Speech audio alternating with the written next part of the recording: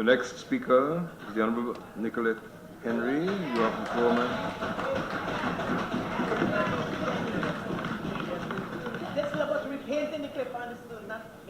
Thank you, Mr. Speaker. It is with pride and humility that I stand this morning as a member of this government to voice my ardent support to Budget 2017. To get started, let me thank the Minister of Finance and his team for working diligently to present a well-thought-out fiscal plan for this country for the year 2017, under the theme, Building a Diversified Green Economy, Delivering the Good Life to All Guyanese. My presentation, Mr. Speaker, will focus on the achievements in 2016, as well as the measures and plan contained in this budget intended to impact positively on the areas of culture, youth, and sport. Before I touch on my specific areas, there are a few generalized statements that I would like to make about the 2017 budget. The first point being that this budget, like the two previous ones laid by this government, continues on the path of investing in the development of our country's human resources. As you are aware, Mr. Speaker, this administration has been promoting education as the primary agenda of our country, given that education is one of the fundamental pillars of economic development. We on this side of the House are convinced that investing in knowledge, information, and human capital development is a prerequisite for prosperity, well-being, and the good life of our citizens. Therefore, Mr. Speaker, it is not by accident or guesswork that education, health, social programs, and infrastructure have all received substantial allocations in this 2017 budget. The second point I would like to raise, Mr. Speaker, is that of responsible economic leadership by this government. Yes. This, of course, includes the proactiveness in reforming and strengthening the tax system. Listening to the debate for the past 3 days have been quite an experience, and it is really interesting to see how time passes and people's views can change. And depending on where you are sitting in this house, you can even begin to suffer from selective amnesia. Consequently, I feel compelled to remind this honorable House that in 2007, when the government of the day introduced some tax reforms, we were told then by the government that the value-added tax and the excise tax introduced in 2007 would have been revenue neutral. We know our experiences would have taught us otherwise. Additionally, there were many calls on the government to rescind the tax measures in 2007.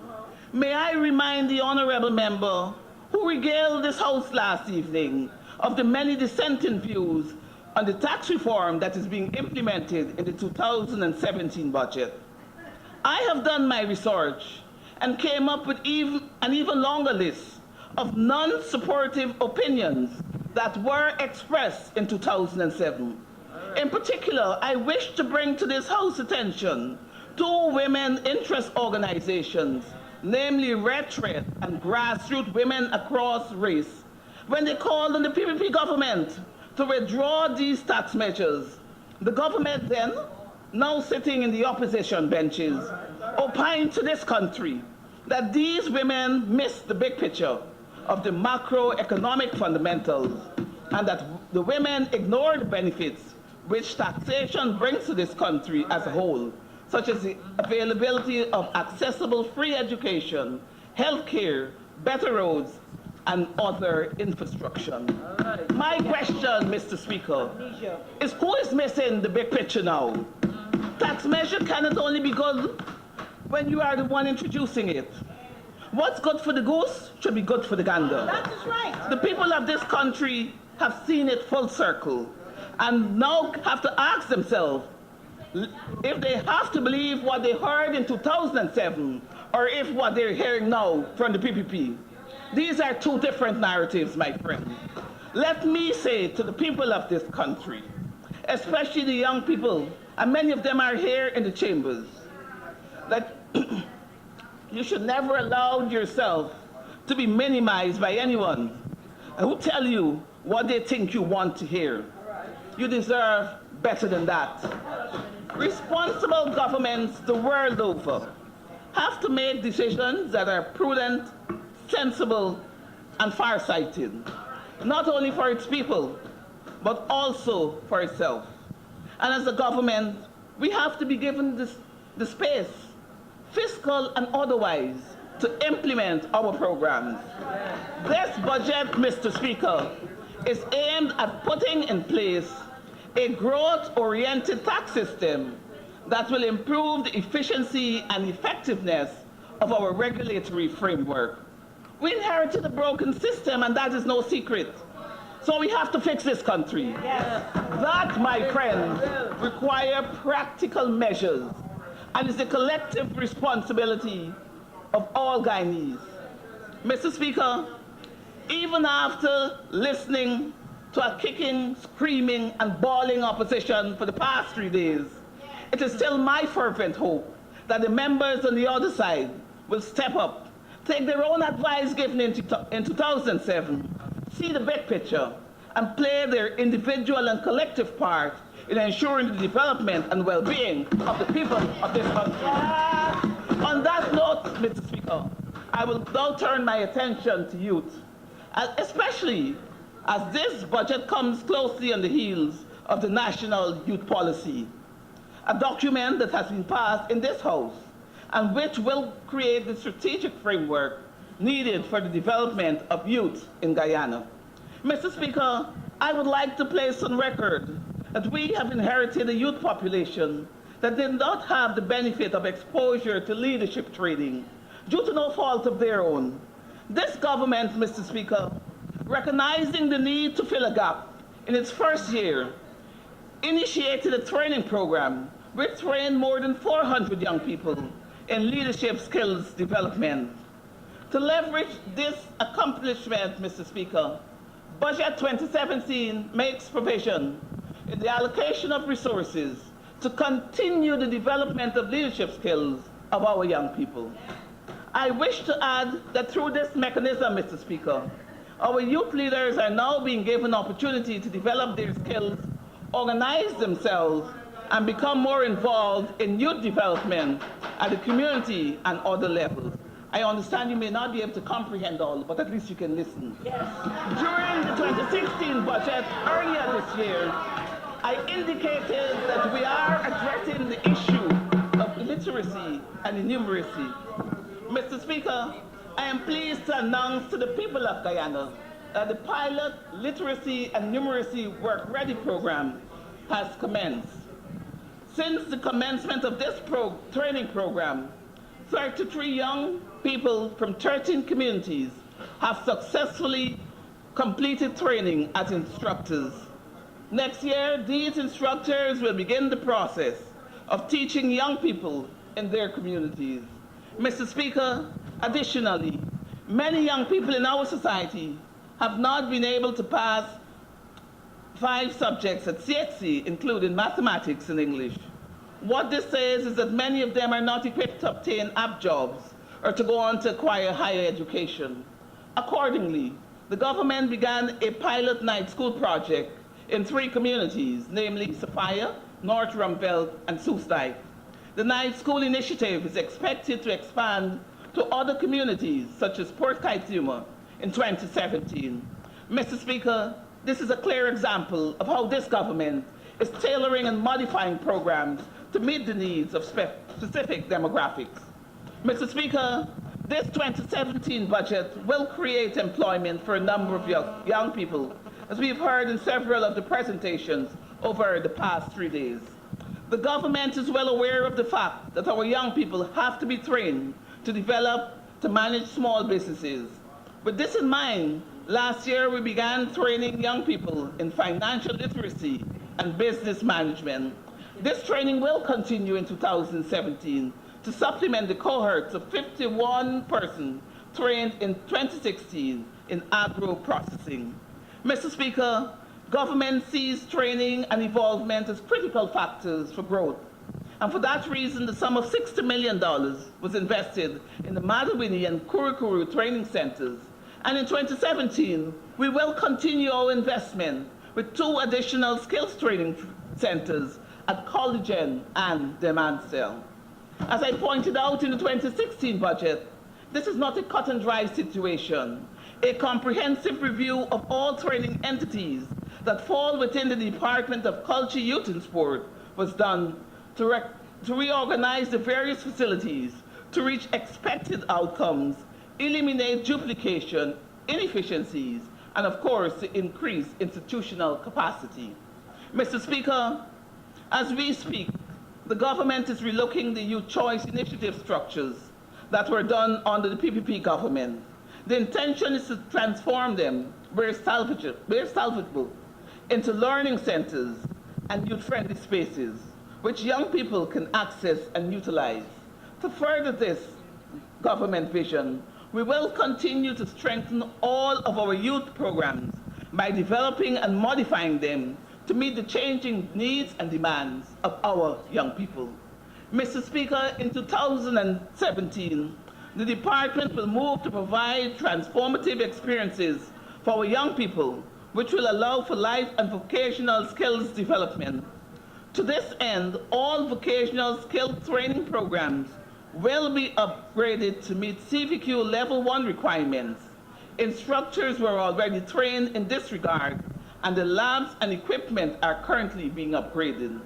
Mr. Speaker, after listening to a young honorable member making his debut presentation yesterday, and the member on the floor this morning, I would like to highlight that a major cutting-edge initiative to support our best and brightest young people with creative ideas will commence in 2017 under the Youth Innovation Fund. This is not a mere $50 million, as we heard flippantly a few minutes ago.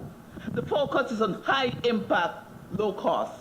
I'm not sure if you didn't get the memo, but the tide has turned and Guyana is moving again. It is not by accident, Mr. Speaker, that the President of the United States of America singled out and recognized the contribution of a young Guyanese lady in her homeland as a best practice in youth entrepreneurship in one of his final addresses at the youth conference in Peru. This, my friend, is a true example of the audacity of hope. Mr. Speaker, with your leave, I will turn my attention to sport. I wish to point out that sport is highly regarded as a tool for human development. Sport is a great way to bring diverse communities together. The Ministry of Education, through the National Sports Commission, will move to strengthen sports-related services, guided by a policy to be adopted in 2017. Speaking of achievements, in 2016, Mr. Speaker, the Sports Commission developed its first electronic national database for athletes. This tool will aid the department in its work, as we know sports play an important role in nurturing national identity and pride. We will work assiduously to prepare our athletes, and 2020 Olympics should see Guyanese athletes not just participating, but rather they will be given the requisite support and tools to compete. To this end, Budget 2017 makes provision for the support to our athletes to benefit from training and development exposure. There is also provision to improve the sporting infrastructure in Guyana. Mr. Speaker, our Community Ground Enhancement Program has gone to another level, where it is expected that up to $10 billion will be provided to enhance and upgrade identified facilities in every region. Synthetic tracks will be laid in regions 2, 4, 6, 7, and 10, for which $210 million is allocated. As we know, Mr. Speaker, no sports plan will be complete without coaches. So training and accreditation of coaches will continue in 2017. The government of Guyana will leverage bilaterals with Brazil, Cuba, Mexico, Germany, and other partners to provide training in athletics, rugby, football, swimming, and other sporting disciplines that technical assistance and support is available for. It is expected that this approach will support the in and out of school youth as well as grassroots sports program. Fiscal year 2017 will also see us developing and implementing a strategy for clean sport in Guyana. This strategy will include training and accreditation of our anti-doping officers. It will also focus on educating over 1,500 young athletes in the areas of clean sport and anti-doping. The government of Guyana, through the department, will continue to pursue at a minimum international standards at all of our sporting facilities. This will allow us to host regional and international sporting events. Mr. Speaker, speaking of international events, I am pleased to say that in June of this year, we were able to host the inaugural Alien Pompey International Athletic Meet right here in Guyana. Additionally, we are in the process of accrediting the Lenora Stadium by the Caribbean Football Union, and we hosted the Jamaican national team in October of this year. The Lenora facility will host the first ever West Demerara Fitness and Health Expo for women and girls in West Demerara sometime in 2017. Also during 2017, several of our sports facilities will be upgraded and equipped with Wi-Fi services where events will be streamed and aired via the internet. Mr. Speaker, if you travel along Homestretch Avenue, you will see the transformation of the Cliff Anderson Sports Hall. No longer it is used as a slaughterhouse for goats. Mr. Speaker, this is the level of transformation that is taking place in all sectors.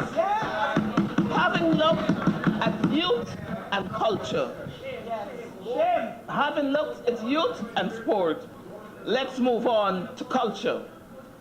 It is important to place on record that as a signatory, this government stands committed to the obligations under the 2005 UNESCO Convention on the promotion and protection of the diversity of cultural expressions. Indeed, Mr. Speaker, I can think of no other country for which the core goals of this convention are more apt. 2 days ago, I listened to an honorable member on the other side regale this House with all sorts of accuracies and even claim that he was not getting credit for the work he had done in culture. I wish to say that I will give him the credit here today. Mr. Speaker, where do I begin? Since 2005, the infrastructure for competent and transparent governance in culture in Guyana has either eroded or deliberately not modified. Mr. Shearer.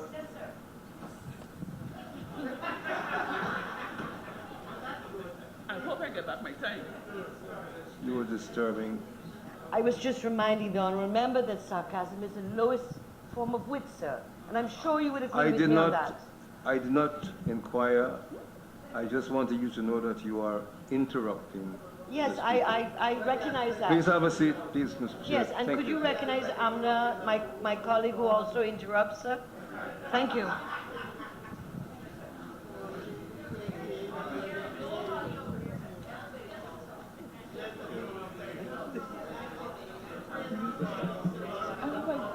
Mr. Speaker, may I continue?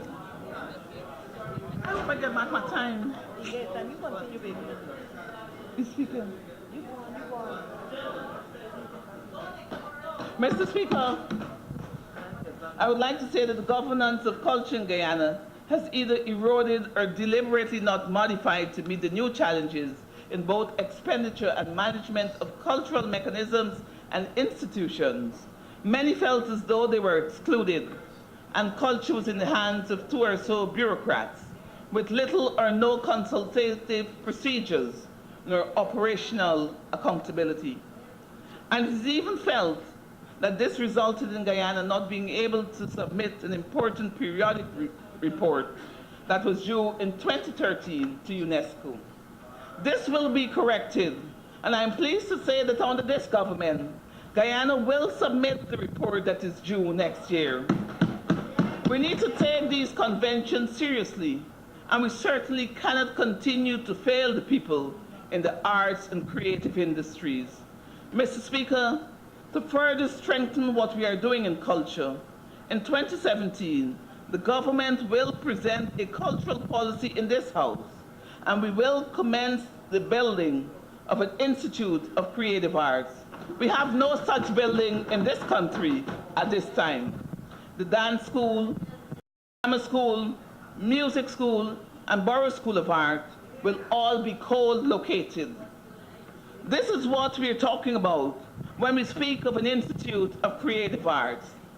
This building and accrediting the programs offered will put Guyana on a comparable level with other Caribbean countries, such as Barbados, Jamaica, and Trinidad. Mr. Speaker, it is the great Mahatma Gandhi who said, "A nation's culture resides in the heart and soul of its people." So it must excite us to note that the music school in 2017, in addition to its large choir and steel pan, will establish a 100-person national orchestra.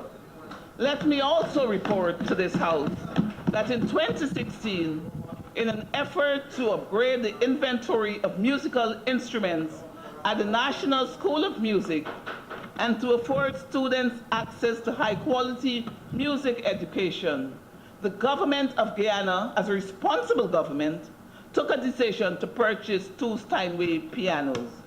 This may look like a simple thing to many of us, but let me point out that prior to this acquisition of these 2 pianos, we had to borrow concert pianos from Suriname for national and odd events. And our children who are musically inclined had to travel to Barbados to set the advanced level music education. This, Mr. Speaker, to my mind, is the epitome of callousness and begs the question, where is the compassion when our talented musicians like the young Adesi Lumumba had to incur exorbitant expenditure traveling to other countries to sit her music exam? Fortunately, her father, the honorable member, could have afforded this.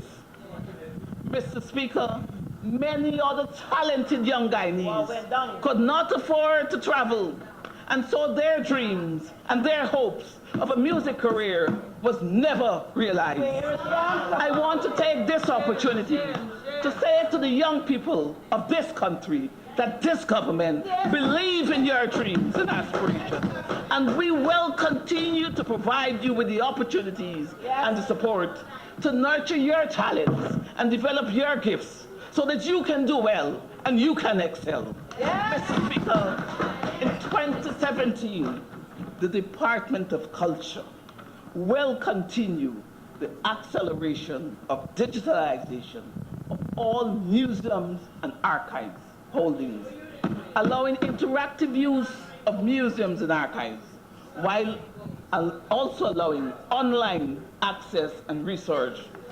Mr. Speaker, as I prepare to conclude my presentation, I wish to say that the projects, programs, and activities contained in the 2017 budget are exciting and offers new opportunities to development and a new approach to governance. I've never been more hopeful. I am confident that we are defining the future of Guyana together and providing every Guyanese with an opportunity to play a part in realizing it. Mr. Speaker, before I take my seat, permit me to say, as we transition from the heights of celebrating the 50th anniversary of our country's independence to the next 50 years, I would like to place on record that 2016 was indeed a special year with many defining moments. We celebrated and rallied together as one people, one nation, and one destiny across this country. And we also witnessed a spontaneous expression of pride in what it means to be Guyanese. As we plan for Guyana's next 50 years, there will be new challenges to overcome and fresh opportunities to seize. On that note, Mr. Speaker, I wish to thank His Excellency, President David Granger, for the confidence that he has reposed in me. To my senior minister, for his astute leadership and guidance.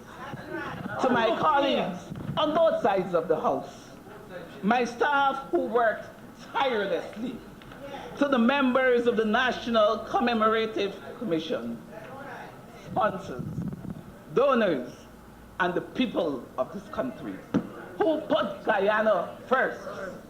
I thank you.